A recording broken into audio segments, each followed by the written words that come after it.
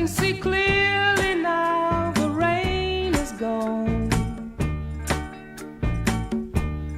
I can see all obstacles in my way. Gone are the dark clouds that had me blind. It's gonna be a bright, sunshiny day. I'm Jim Rossetti, co-host of the Integrity Investing podcast series. And as the song says, I can see clearly now. And as we explore the two entirely different worlds of investing, default versus scientific, you will see clearly which are the two worlds that you're living in right now. This series of podcasts will open your eyes and enable you to enjoy real peace of mind, as well as clearly understand your true purpose for money, and to empower and equip you and your family to live the life you love and deserve. And now, here's your host of Integrity Investing, author, entrepreneur, CEO of Veritas Investment Services, certified financial educator, financial coach, and host of this podcast series, Margaret Wittkopp. Up ahead, we pick up the conversation discussing the traditional and scientific views of investing. I was going to mention, and it's bringing me to subjects that were brought up at this event and clearly explained so well. A word that popped up is an acronym. I think it's called GIPS, G-I-P. Yep. You were going right where I was going. Very good. Now our brains are working together. Good. Yes. Let me Maybe you can explain that for us. So sure, and the importance of it. Mhm. GIPS is an acronym, like you said. It stands for Global Investment Performance Standards. The economic/investment industry created a methodology of measuring performance of a portfolio over time. So it's a big, long, complicated method or formula. And the irony of this is that even though this exists, people or firms will put out that they have returns. They put their returns out, but it doesn't really have much meaning. What GIPS does, if the firm you're working with actually provides you with actual GIPS audited, and that audited is important too, because it shows that a third party accounting firm actually verifies that these returns were the actual returns received by the investor. Not some made up time frame, not some made up glib, blah, blah, blah. You know, what you see on Morningstar ratings are not necessarily what people got. Right. They're kind of fictitious and they're misleading. Again, it goes back to that world of, being deceived and, it's based, there's substance based there. I mean, there's audited, and the auditings of these returns are done by third parties. There's so it's outside firms that are verifying this. Exactly. And when we, I think one of the ironic things is that in the investment world, very few firms actually go through that. I think it's only like 5%. Right. It's a ridiculously low number of firms that actually live up to that. It's costly. It's time. Mm-hmm. Time takes a lot of time to make sure that you're gathering the information, and then you have it audited, and all of that. That costs money. So a lot of firms, it's not mandated by the Security Exchange Commission. No, though, is it? Okay. No, isn't that something? Okay. Oh boy, if it was. It would be a topsy-turvy. The world of investing would, I'm not sure what they would do, but they would really be in a world of hurt. One of the things that happened in this Us, we two-day do. event, and I keep referring to the event because it's so recent that I just came out of it, and Yeah. it was just brought everything back to mind again. Why is it that if you ask people about stocks, when it comes to picking stocks, there's about 5 stocks they can think of off the top of their head. The big ones, the Teslas, the Facebook, the Google, whatever. I think what's another one? Microsoft is a big one. Microsoft, Stuff Apple. like that. I got Apple, it. yeah, the big Well, guys, yeah. and that's maybe 5 or 6 that only. And there's 20-some thousand other stocks that outperformed or did things much better So than. if you're talking about just the everyday folks like ourselves, and not an investment professional, even investment professionals, I think would get caught up in that. It's called familiarity bias. Yeah. It's familiar. Herding bias. Herding bias. Yeah. Wanting to, fit in. Yeah. Wanting to take advantage of something.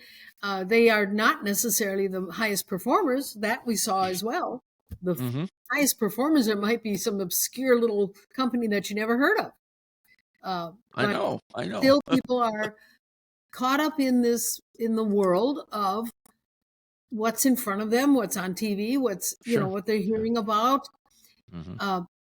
That's part of it. And the other big area is familiarity. When they're familiar with a company, they work for a particular company, they take part in their stock options for part of their investing.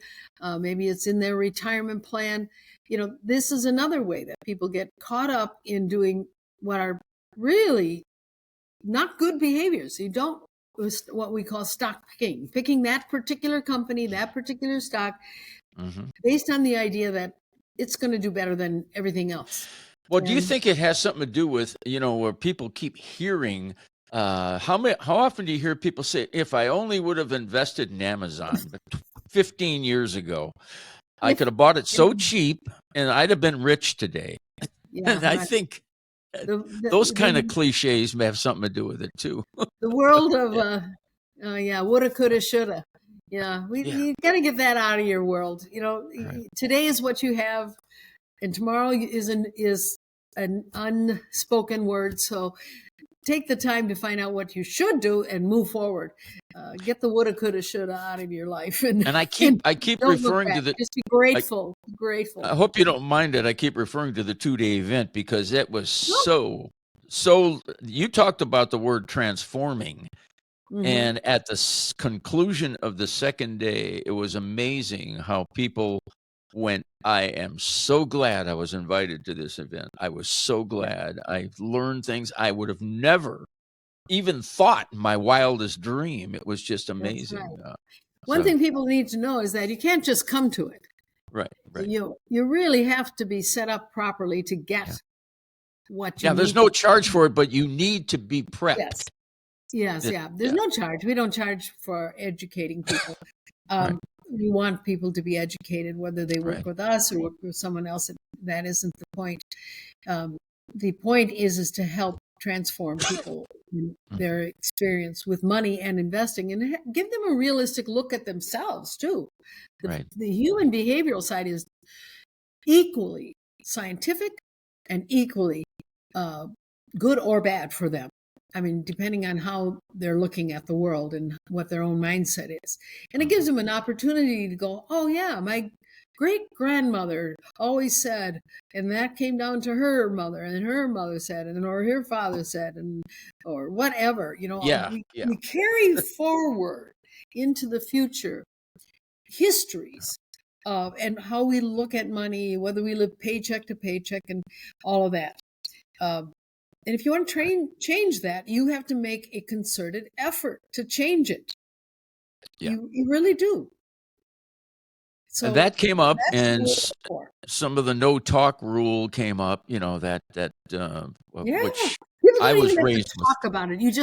You get some of this by osmosis, just by growing up in it. Yeah. Like exactly. So it's really very transformational, that 2-day event. You're absolutely right, and we would welcome anyone listening to this podcast, if they want to know more about it, to certainly give us a call or look us up somehow, and make sure that they can They can be a part of one of those. They're only done, I think, 4 or 5 times a year is when they occur. Actually, Yeah. there are firms like Veritas being trained in doing these, and so they're going to take off. I mean, we're They're starting out there, to do them yeah. all over the country. Right. So I'll be doing one up, in the Midwest, in Wisconsin, probably this summer. Right. So this is just something that you just got to have your antennae open and hear, or call our office, and glad to give you news. Find a connection for you in your neck of the woods. A couple of terms that I heard used, and I've heard them outside of the investing world too, but they were used in the investing world in the event, is cognitive dissonance. Oh, yeah. I wanted to see if you could have some cognitive dissonance. What is cognitive dissonance? Yeah. It's when you get information that makes you go, "What? I thought it was that way. I thought this, but you're telling me that, and it doesn't fit." It's like when you try to put a square peg in a round hole. It's presenting you with information, facts that don't match up with that world you've been living in. And believe me, people should have an experience of cognitive dissonance when they come to this 2-day event, because they've been living in this world. It's like they're like fish swimming in water, right? Right. Polluted water, basically. Anyway, they're swimming in this water, and they want to learn how to fly. Well, you're not going to go from fish to flying in areas. I think that's the folks that might be in that, what we are calling the default world right now. And that's most people. Yeah. Let's make that really clear. I mean, most people are not living in a world based on scientific evidence. Yeah. So they get up against this world of scientific evidence, and suddenly there's a cognitive dissonance. Yeah. And whoa, wait a minute. But at the end of that 2-day event, there was a lot of ahas that I saw, that just people came to that. Yeah. Well, and not only that, we do an after. That's why I say this event is not just something you come to like your typical seminar, workshop, whatever, or we actually prepare you, and then afterwards we will have a second meeting, and at that meeting we connect the dots with your own investments. So we call that an MRI. Right. We look deep into the portfolio. We do the analysis. We have software that helps us to pull apart and match it up against the academics and see where you land, see where you are. And then now you've got a clear choice. Now you can really have some power in your investing life, or how your money is handled, because now you get to choose what measurements you're going to use, how you're going to measure the success or failure of a portfolio, what is your expectations. We go through all of that, and people can walk away with a very a feeling of empowerment, that they've actually now understand what they're doing with their money. Yeah, I saw that. And by understanding what they're doing with their money, that should lead them. It should lead them to the ability to have some peace of mind. Right. It doesn't come automatically, but it may take over time. They should be able to develop that. Thank you. Another thing that came up, and I thought is this idea of market timing. If I get in right now, the getting's good, and then I'll get out as soon as the heat things cool down and settle down. So in and out of the market. Do I stay in? Do I run for the hills, get all my money out and put it in cash? So Yeah. Well, that's another one of those signs that you're speculating and gambling. Sure. Number two, and there's a lot that's wrong with that. And Right. many professionals have said that's a loser's game. Trying to time the market, or even, and here's often what it looks like. Well, I think it's, I shouldn't be in international right now. There's wars over there, right? So let's not have any international. That's a really foolish thought. Right. Mm-hmm. What you want to be doing is putting your money globally around the world in all of the asset classes that are dissimilar correlation, so that you can maximize your return over time. Now, over time even can be misleading. Over time might need 3-5 years. It might be a short time. Well, then we take some of the volatility out of it, and there's a method of doing that, and that's also in your mix of assets. And then, or it could mean 20 years or more, depending on where you are in life or what this money is going to do for you or not. Right. That's what how you want to look at your investing. It's our pleasure to help peel back the curtain and expose you to another side of the financial world. Thank you for watching.